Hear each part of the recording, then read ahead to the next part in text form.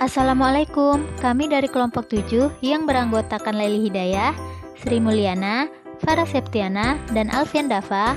Pada kesempatan kali ini, kami akan memaparkan mengenai kelembagaan dan sistem ekonomi.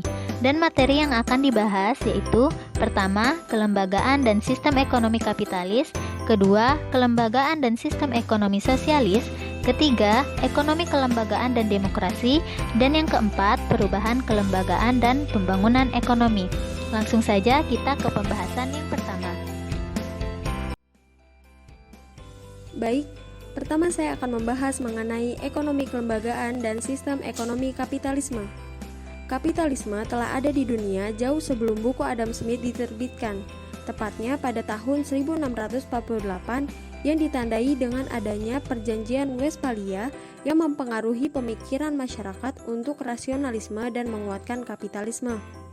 Masyarakat kemudian mempercayai bahwa nasib seseorang harus ditentukan oleh manusia itu sendiri sehingga mereka berhak untuk mendapatkan kebebasan hak milik.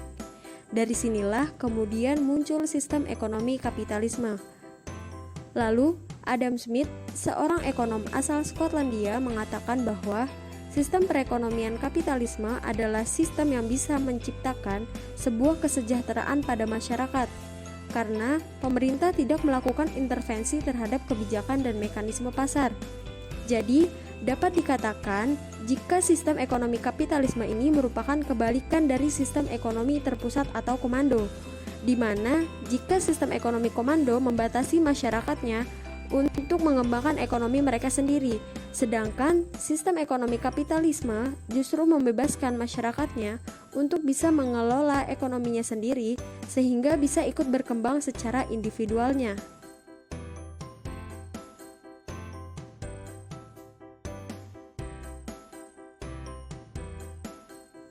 Dalam sistem ekonomi kapitalis, ada beberapa poin yang digunakan sebagai prinsip atau pilar utama yang menopang sistem tersebut.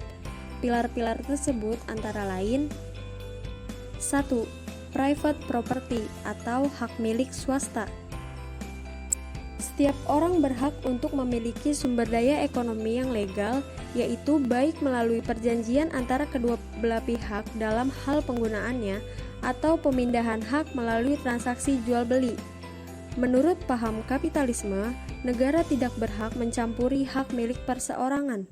Sementara itu, setiap orang yang memiliki sumber daya berhak memanfaatkannya untuk meraih keuntungan bagi diri mereka. 2. The invisible hand atau tangan tak terlihat. Prinsip invisible hand atau tangan tak terlihat pertama kali dipaparkan oleh Adam Smith lewat bukunya Wealth of Nations. Dalam konsep tersebut diterangkan bahwa individu yang berada di tengah-tengah masyarakat kapitalisme digerakkan oleh tangan-tangan tak terlihat, baik sistem dan kekuatan ekonominya, untuk melakukan tindakan dalam mencapai keputusan terbesar dengan pengorbanan yang sekecil-kecilnya. 3. Laissez-faire. Secara harfiah, laissez-faire dapat diartikan sebagai biarkan berbuat. Ini berasal dari bahasa Perancis. Sama seperti poin sebelumnya, istilah ini juga dicetuskan oleh Adam Smith. Dalam konteks kapitalisme, laissez-faire artinya negara tidak memiliki kewajiban untuk mengintervensi distribusi kekayaan untuk mencegah kemiskinan. Negara cukup bersandar pada sistem pasar yang ada dan tidak perlu menunjukkan keberpihakan pada bisnis yang ada. Sehingga dalam sebuah negara yang menganut sistem ekonomi kapitalisme, pemerintah tidak bisa membuat sistem monopoli legal yang bisa merusak monopoli de facto. 4. Free market competition atau persaingan pasar bebas. Dalam sebuah pasar bebas, penjual dalam sektor yang sama harus bersaing ketat untuk menarik pembeli. Pasar bebas yang sempurna digambarkan dengan jumlah penjual dan pembeli yang cukup banyak sehingga tidak lagi mempengaruhi harga barang di pasar. Penjual dan pembeli bisa melakukan transaksi secara bebas tanpa adanya batasan hukum ekonomi permintaan dan penawaran. Ekonomi kapitalis sangat tergantung dari kelembagaan yang memapankan dan menjamin hak kepemilikan privat secara eksklusif yang bisa digunakan melalui pertukaran secara sukarela berdasarkan kontrak. Kelembagaan ekonomi kapitalisme didesain agar bisa menjamin dan memberikan hak kepemilikan kepada masyarakat. Selanjutnya, ekonomi kelembagaan sistem ekonomi kapitalisme memberi tempat yang leluasa bagi setiap pelaku ekonomi untuk masuk dan keluar pasar melalui sistem insentif. Setiap adanya regulasi yang menentangi pelaku ekonomi masuk dan keluar pasar, disitulah akan terjadi inefisiensi ekonomi. Inefisiensi itu dengan mudah dikenali dari harga yang terbentuk di pasar. Jika harga terlalu tinggi dari yang seharusnya, berarti jumlah supply sangat terbatas sehingga hal ini menjadi sinyal bagi pelaku ekonomi lain untuk masuk. Begitu juga sebaliknya. Selanjutnya, kelembagaan dan sistem ekonomi sosialisme. Pengertian ekonomi sosialis. Sistem ekonomi sosialis merupakan sistem ekonomi yang masyarakatnya mempunyai kesetaraan di dalam kepemilikan atas faktor-faktor produksi. Meski dimiliki oleh masyarakat, tetapi pengelolaannya sendiri diatur sepenuhnya oleh negara. Faktor produksi di dalam sistem sosialis yaitu pekerja, pengusaha, modal, dan sumber daya alam. Sistem ekonomi sosialis ini adalah bentuk resistensi dari ekonomi kapitalis yang dianggap sebagai penyebab tidak terwujudnya kesejahteraan yang merata. Jika sistem ekonomi kapitalis sepenuhnya menyerahkan sistem ekonomi pada mekanisme pasar yang berkembang, maka di dalam sistem ekonomi sosialis, pemerintah mempunyai andil besar di dalam mengatur roda perekonomian suatu negara, mulai dari perencanaan, pelaksanaan, sampai pengawasan terhadap rantai perekonomian masyarakat. Ada berbagai distorsi dalam mekanisme pasar menyebabkan tidak bekerjanya secara efisien. Oleh karena itu, pemerintah atau negara harus turun aktif dalam perekonomian. Bagi kalangan sosialis, pasar harus dikendalikan melalui perencanaan terpusat. Peran pemerintah dalam pemerintahan sosialis dapat dilihat sebagai berikut. Segala keputusan produksi dan investasi tidak dilakukan melalui pasar dan kapitalis, akan tetapi dipegang sepenuhnya oleh pemerintah pusat melalui perencanaan terpusat. Perencanaan ini meliputi target peningkatan pertumbuhan ekonomi nasional dan aspek yang dibutuhkan untuk mencapai target tersebut. Pemerintah atau negara memegang kendali sepenuhnya atas tersedianya sumber daya demi memenuhi kebutuhan warga negara berdasarkan tindakan kolektif, bukan kepentingan pribadi. Berbeda dengan kapitalisme, negara tidak hanya sebagai agen yang mengalokasikan atau fasilitator kegiatan ekonomi, tetapi juga sebagai pelaku aktivitas ekonomi itu sendiri.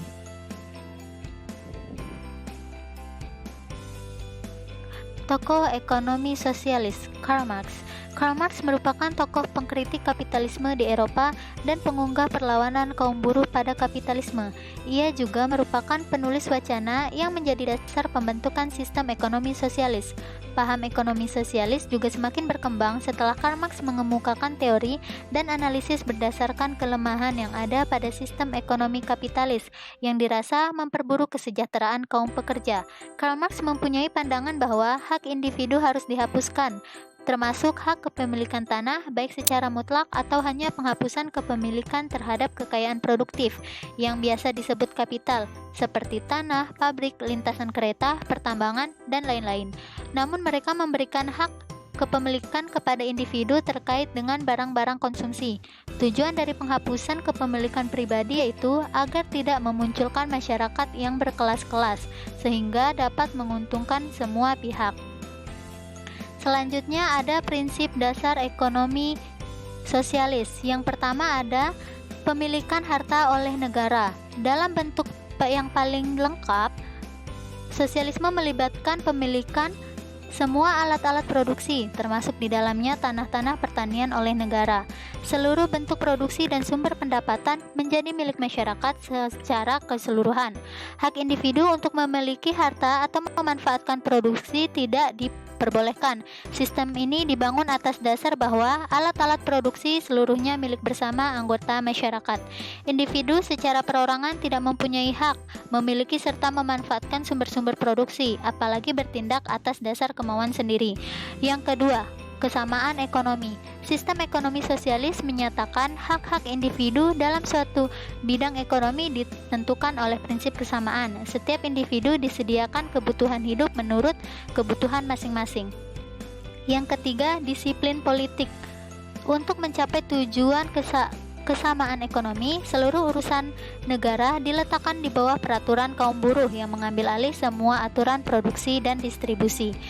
Selanjutnya, kelembagaan dalam sistem ekonomi sosialis. Yang pertama, negara merencanakan, mengatur, menggerakkan, menjalankan, dan mengawasi kegiatan ekonomi secara terpusat dengan sistem regulasi yang telah disiapkan oleh negara. Yang kedua, pelaku ekonomi tidak membuat kesepakatan dengan sesama pelaku ekonomi, tetapi membuat kontrak kerja dengan negara sesuai dengan peraturan yang telah ditetapkan. Kelebihan dan kelemahan sistem ekonomi sosialis. Pertama, semua kegiatan dan masalah ekonomi dikendalikan oleh pemerintah sehingga pemerintah mudah melakukan pengawasan terhadap jalannya perekonomian. Kedua, setiap individu mendapatkan pekerjaan dan orang yang lemah serta orang yang cacat fisik dan mental berada dalam pengawasan negara. Ketiga, semua pekerjaan dilaksanakan berdasarkan perencanaan yang sempurna di antara produksi dengan penggunaannya. Dengan demikian, masalah kelebihan atau kekurangan produksi seperti yang terjadi di sistem ekonomi kapitalis tidak akan terjadi. Yang keempat, semua bentuk produksi akan dimiliki dan dikelola oleh negara, dan keuntungan yang diperolehnya akan digunakan untuk kepentingan masyarakat. Sedangkan kelemahan sistem ekonomi sosialis yang pertama yaitu tawar-menawar sangat sukar dilakukan oleh individu yang terpaksa mengorbankan kebebasan pribadinya dan hak terhadap harta milik pribadinya. Yang kedua, sistem secara tidak langsung terikat oleh sistem diktator. Buruh dijadikan budak masyarakat dan memaksanya bekerja seperti mesin. Yang ketiga yaitu hak milik individu tidak diakui dan potensi kreasi masyarakat tidak berkembang.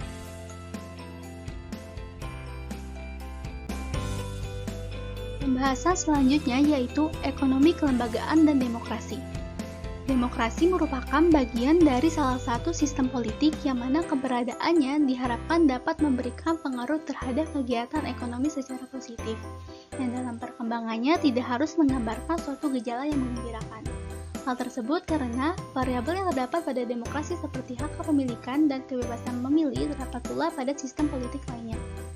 Sistem politik demokrasi ini adalah sistem politik yang menganut pada kebebasan. Pada sistem politik demokrasi dan kapitalisme mempunyai kedekatan korelasi, di mana sistem ekonomi kapitalisme ini berorientasi pada kebebasan pasar.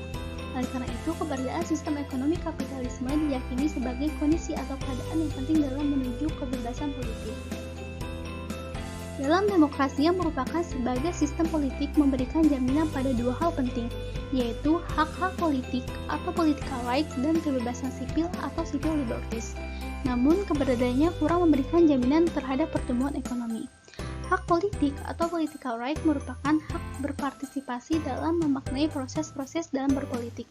Sedangkan kebebasan sipil atau civil liberties adalah hak menyatakan ekspresi, mengorganisir, dan melakukan demonstrasi, serta hak mendapatkan otonomi untuk hal-hal yang berkaitan dengan kebebasan beragama, pendidikan, perjalanan, dan hak pribadi atau hak personal lainnya. Keberadaan sistem politik demokrasi kurang memberikan jaminan terhadap pertumbuhan ekonomi. Akan tetapi, terdapat penelitian terbaru yang dilakukan oleh Tavares dan Warziard berkaitan mengenai demokrasi dan pertumbuhan ekonomi, yaitu demokrasi dapat memberikan efek terhadap pertumbuhan ekonomi secara tidak langsung, di mana efek secara tidak langsung yang diberikan demokrasi terhadap pertumbuhan ekonomi tersebut yaitu demokrasi dapat mendukung pertumbuhan ekonomi melalui peningkatan akses pendidikan, terjadi ketimpangan pendapatan per kapita, konsumsi atau pengeluaran pemerintah yang rendah. Selanjutnya adalah sistem politik demokrasi dan politik otoriter. Pada sistem politik demokrasi dan politik otoriter ini merupakan sistem yang berlawanan antar satu sama lain. Pada sistem politik otoriter ini seakan-akan bertolak belakang dengan demokrasi. Apabila pada sistem politik demokrasi menggarasikan atau menjamin adanya hak politik dan kebebasan sipil, maka hal tersebut bertolak belakang dengan sistem politik otoriter yang tidak memberikan tempat untuk sipil menyampaikan aspirasi politik dan kebebasan privat lainnya. Selain itu, sistem politik otoriter memusatkan kekuasaan pada negara. Negara mengontrol aspek kehidupan serta kewenangan rakyat secara penuh dan rakyat mau tidak mau harus mematuhi aturan-aturan yang telah ditetapkan oleh pusat atau negara. Dengan kata lain, sistem politik otoriter ini menganut sentralisasi. Apabila sistem politik otoriter ini diterapkan pada suatu negara, sistem ini mempunyai sisi positif dan sisi negatif. Sisi positif sistem politik otoriter yaitu pertama adalah tingginya efektivitas dalam mengambil keputusan, yang mana dalam melakukan pengambilan keputusan ditentukan dan dipertimbangkan dalam satu pertimbangan yang sudah dianggap benar, serta tidak perlu dicampuri oleh pertimbangan lain, terutama pihak yang tidak setuju. Yang kedua, tidak dapat melakukan penolakan atau pemberontakan atas tujuan yang ingin dicapai. Semisalnya negara ingin melakukan suatu reformasi ekonomi, yang mana reformasi tersebut dapat menimbulkan pihak yang pro dan kontra, pihak yang dirugikan dan pihak yang diuntungkan, serta membuat perekonomian berubah secara fundamental. Adanya pemegangan penuh oleh negara, maka hal-hal tersebut tidak dapat dibatalkan sehingga dengan begitu reformasi ekonomi tetap berjalan. Yang ketiga, kebijakan dibuat berdasarkan rencana. Sistem otoriter dapat berfungsi sebagai kelembagaan yang mana melakukan pengelolaan aturan main, memberikan insentif bagi pihak yang menaati aturan yang berlaku, dan memberikan hukum untuk pihak yang melakukan pelanggaran terhadap kebijakan yang berlaku, sehingga kebijakan dapat dibentuk dan diberlakukan sesuai dengan yang telah direncanakan. Yang keempat, dapat mengurangi kemiskinan. Salah satu alasan mengapa sistem ini dapat mengurangi kemiskinan yaitu karena pemerintah negara yang otoriter berusaha memperkuat kekuasaan melalui peningkatan output nasional. Selain memiliki sisi positif, terdapat pula sisi negatif pada sistem politik otoriter, yaitu pertama adalah adanya ketidakakuratan kebijakan karena menggunakan informasi yang kurang jelas. Tidak semua warga dapat menyampaikan hak atau kewenangan politik untuk menyampaikan informasi, sehingga kebijakan yang dibuat hanya menggunakan informasi yang didapat dari sumber yang terpercaya yang keberadaannya kurang jelas. Yang kedua, permintaan barang dan jasa kurang maksimal diatasi. Kurang maksimalnya penanganan atas barang dan jasa, maka keberadaan tersebut akan berdampak pada rumitnya transaksi antar pelaku ekonomi. Namun, kemampuan rezim otoriter untuk menjalankan kelembagaan menjadi melemah. Yang ketiga, informasi yang tersedia sulit dikendalikan. Selain sulit dikendalikannya informasi, rezim otoriter ini memungkinkan sumber imperfect information dalam bentuk moral hazard dan effort selection menjadi semakin menguat, di mana hal itu dibarengi dengan munculnya pihak berkepentingan. Yang keempat, memungkinkan terjadinya kevakuman kelembagaan. Pada saat daya saing menurun dan biaya transaksi meningkat, maka perekonomian akan semakin mudah terkena guncangan dan hal tersebut dapat menyebabkan kevakuman kelembagaan.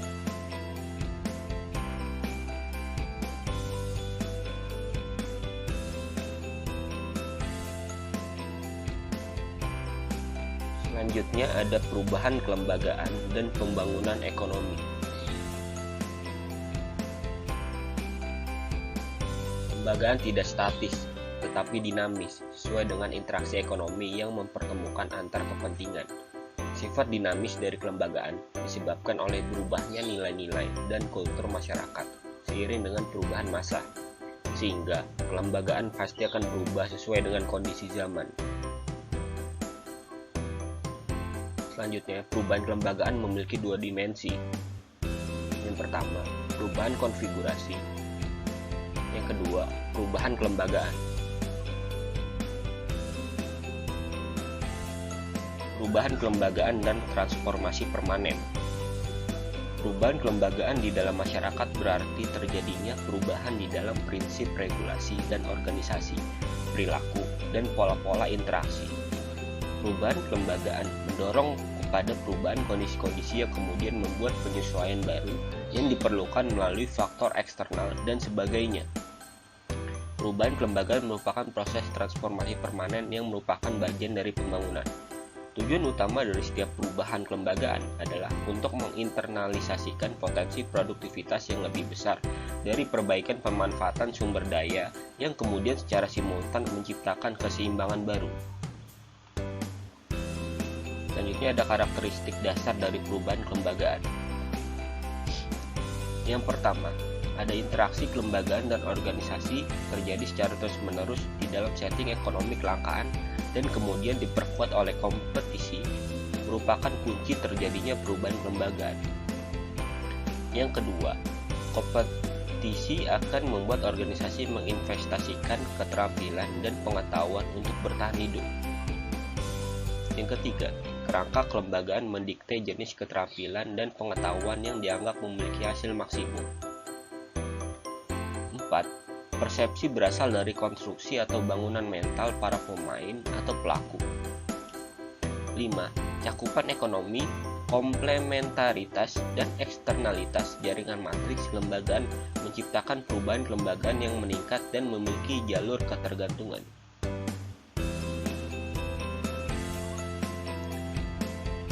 Proporsi sesungguhnya berdiri di atas keyakinan umum bahwa perubahan kelembagaan terjadi karena munculnya masalah kelangkaan dan perilaku individu yang sulit ditebak. Kelangkaan tidak sekedar persoalan keterbatasan sumber daya ekonomi yang tersedia, tapi juga keterbatasan aturan main yang mengakibatkan pelaku ekonomi tidak memiliki akses melakukan transaksi sepadan. Perubahan kelembagaan bisa juga muncul dari perubahan tuntutan atau perubahan kekuasaan pemasok, demand or supplier.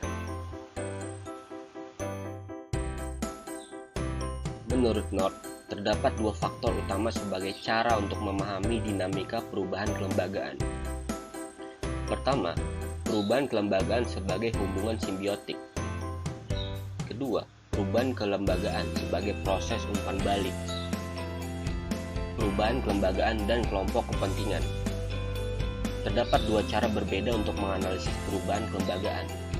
Pertama, melihat perubahan kelembagaan hanya dari aspek biaya dan manfaat. Kedua, melihat perubahan kelembagaan sebagai hasil dari perjuangan antara kelompok-kelompok kepentingan. Menurut Davis Horner dan Bromley, terdapat 4 hal yang meliputi individu atau kelompok yang berusaha mengubah kesepakatan kelembagaan atau lingkungan kelembagaan, bisa dipertimbangkan sebagai sumber perubahan. Pertama, perubahan harga relatif dalam jangka panjang.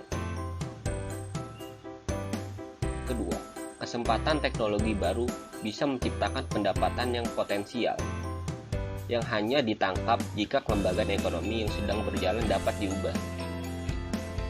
3. Kesempatan dalam mencari rente dapat memicu kelompok kepentingan melakukan perubahan kelembagaan guna menyesuaikan sewa dan redistribusi pendapatan sesuai keinginannya. 4. Perubahan dalam sikap kolektif bisa juga menyebabkan perubahan kelembagaan. Dalam konteks perubahan kelembagaan diperlukan alat ukur dan variabel-variabel yang terfokus, sehingga memudahkan setiap pengambil kebijakan merumuskan jenis kelembagaan yang dibutuhkan. Di sini terdapat ketiga jenis alat ukur dan variabel perubahan kelembagaan. Pertama, kebijakan reformasi ekonomi yang mengenai barang publik. 2. Pandangan model distributif kebijakan reformasi. Ketiga, masalah klasik dari reformasi ekonomi. Model perubahan kelembagaan dapat dideskripsikan sebagai proses interaksi antar dua entitas, yaitu pertama, wirausahawan ekonomi.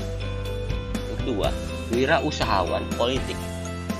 Nah, wirausahawan ekonomi ini merupakan agen yang menjadi subjek dari perubahan kelembagaan.